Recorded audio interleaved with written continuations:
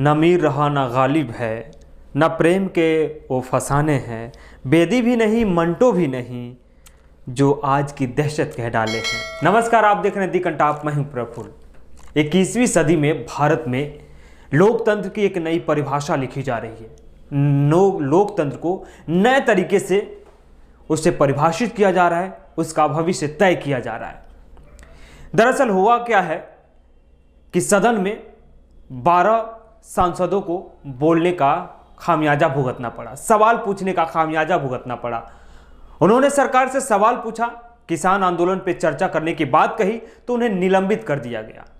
यह भी शर्त रखा गया कि आपका निलंबन तब वापस होगा जब आप माफी मांग लेंगे। खैर, लेकिन वो सांसद जो निलंबित हुए हैं वो गांधी जी की प्रतिमा के नीचे बैठकर लोकतांत्रिक रक्षा की दुहाई दे रहे हैं, अपने संवैधानिक अधिकारों के लिए नारे लगा रहे हैं और सरकार के खिलाफ नारेबाजी कर रहे हैं और अन्याय के खिलाफ नारेबाजी कर रहे हैं। लेकिन उससे इतर एक और तस्वीर आपको हम दिखाएंगे। कहते हैं कि लोकतंत्र में ऐसी तस्वीरें बड़ी दुर्लभ होती है और बड़ी मुश्किल से देखने को मिलती है कि एक तरफ आपके लोकतांत्रिक देश में, यानी विश्व के सबसे बड़े लोकतांत्रिक देश में, कहीं गांधी की प्रतिमा के नीचे बैठे कुछ लोग इंसाफ के लिए, अपने अधिकार के लिए, लोकतांत्रिक रक्षा के लिए, संविधान की गरिमा या सदन की गरिमा बनाए रखने के लिए, किसी की आवाज उठाने के लिए या किसी की आवाज बनने के लिए नारे लगाते हैं और उसके बगल से विदेशी मंत्रिमंडल या विदेशी समूह या विदेशी डेलीगेशन गुजर रहा होता हो।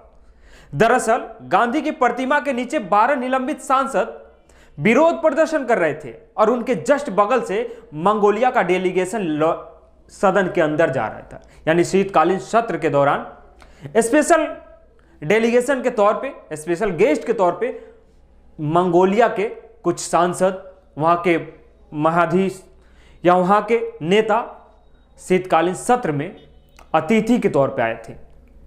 लेकिन दूसरी तरफ इसी सदन के 12 लोगों को सदन से बाहर कर दिया जाता है। अब वो वहां पे बैठ के धरना दे रहे हैं। खैर, तो ये तस्वीरें बहुत दुर्लभ होती है, कहते हैं कि लोकतंत्र में, कि आपको बहुत कम देखने को मिलती है।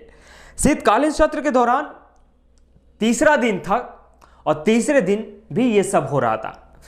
उसमें होता है क्या कि मंगोलिया के जो संसदीय प्रतिनिधि मंडल के जो सदस्य हैं उनका बड़ा जोरदार तरीके से स्वागत किया जाता है, क्योंकि देश की छवि अच्छी बनानी है, देश का डंका बजाना है। हमारे स्पीकर ओम बिरला उनका स्वागत करते हैं और बताया जाता है कि मंगोलिया का ये संसदीय प्रतिनिधि मंडल है जो 30 नवंबर को भारत में आ गए थे और आज वो हमारे संसद के सत्र के दौरान संसद में प्रवेश कर रहे हैं। कहा जाता है कि उत्तर प्रदेश के वो आगरा का दौरा करेंगे, उनका आगरा का दौरा सुखद हो, आरामदायक हो, फलदायी हो, उसकी कामना की जाती है कि उनका जो दौरा है वो अच्छा हो। लेकिन अपने लोकतंत्र की कोई परवाह नहीं है, अपने लोकतंत्र के बारे में कोई चिंता नहीं है कि उसी सदन के लोग बाहर बैठ के आंदोलन करें। दूसरी चीज, ओम बिरला सदन का परिसर दिखाते हैं, यानी संसद भवन का जो परिसर है, मंगोलियाई डेलीगेशन को घुमाते हैं, उनको दिखाते हैं कि ये हमारा संसदीय ढांचा है, इसका स्ट्रक्चर, इसकी खूबसूरती आप देखिए। जब मंगोलियाई डेलीगेशन उस गांधी के प्रतिमा के सामने से गुजरती है तो देश के सबसे बड़े शांति के दूत गांधीवादी महात्मा गांधी के सामने जब डेलीगेशन के लोग पहुंचते हैं तो सर झुकाकर नमस्कार प्रणाम करते हैं और उसी के जस्ट नीचे भारत के एमपी, भारत के सांसद लोकतंत्र की दुहाई के लिए या अपने अधिकारों की रक्षा के लिए नारे लगाते हैं और उनके सामने से मंगोलियाई गुजरते हैं। अब सोचिए, एक विदेशी डेलीगेशन आया है और आप विदेशों में भारत का डंका बजा रहे हैं और उस समय विदेशी डेलीगेशन के सामने कुछ लोग नारे लगा रहे हो अपने अधिकारों की रक्षा के लिए, अपने अधिकार की मांग कर रहे हो कि हम गलत नहीं थे, आपने हमको निलंबित कर दिया है, निलंबन वापस ले लीजिए। तो कैसी छवि बनेगी भारत की? भारत का विदेशों में डंका बजेगा या बदनामी होगी? आप खुद इस पे विचार कीजिए, क्योंकि यह लोकतंत्र की नई परिभाषा लिखी जा रही है। और लोकतंत्र का दरअसल, अगर लोकतांत्रिक पालन जो करना है, लोकतंत्र का पालन करना है, वो विपक्ष को करना है, पक्ष को नहीं करना है। सरकार में नहीं, जो लोग मौजूद हैं उनको लोकतंत्र से कोई लेना देना नहीं है। इसलिए विपक्ष के सर पे ये सब चीजें मर दिया गया है। अब चलिए दूसरी चीज बता देते हैं आपको। मीडिया को लोकतंत्र का चौथा स्तंभ कहा जाता है। मीडिया लोकतंत्र का प्रहरी है, यानी मीडिया की जिम्मेदारी होती है कि लोकतंत्र की रक्षा करे, लोगों की आवाज बुलंद करे, लोगों के आवाज बनकर यानी जनता की आवाज बनकर सरकार से, सत्ता में बैठे लोगों से, सत्ताधीशों से सवाल पूछे। लेकिन अब सवाल भी पूछना मुनासिब नहीं है। दरअसल अब क्या होगा कि अगर सवाल पूछना है तो आपको किस तरह से पूछना है यह भी तय किया जाएगा संसदीय सत्र के दौरान, यानी शीतकालीन सत्र अभी चल रहा है। अगर आपको उसमें एंट्री करनी है, अगर मीडिया से हैं, तो आपको एंट्री सरकार के लॉटरी ड्रॉ यानी लॉटरी सिस्टम के माध्यम से मिलेगा। यानी कुल मिलाकर कहें तो पहले यह होता था कि जिन जिन चैनलों को यानी जिस मीडिया घरानों को अगर संसदीय सत्र के दौरान रिपोर्टिंग करने जाना होता था, वो अपने रिपोर्टर का, अपने एंकर का पूरा डाटा भेजते थे, फिर वहां से परमिशन लेना पड़ता था, यानी पास मिलता था। लेकिन अब क्या होगा, देश के सबसे बड़े लोकतांत्रिक स्थान पर जाने के लिए आपको लकी ड्रॉ का इंतजार करना पड़ेगा।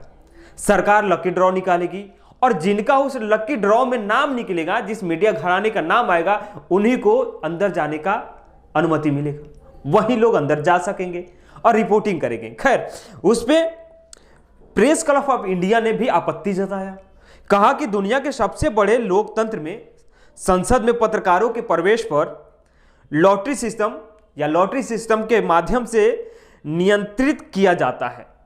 यह लोगों तक समाचारों और सूचनाओं के प्रसारण को सेंसर करने की एक चाल लगती है। भारत जैसे संसदीय लोकतंत्र में यह एक बहुत ही खतरनाक प्रवृत्ति है। यानी यूं कहें कि अब लोकतंत्र के जो चौथा स्तंभ है उस पर पूर्ण नियंत्रण की बात हो रही है।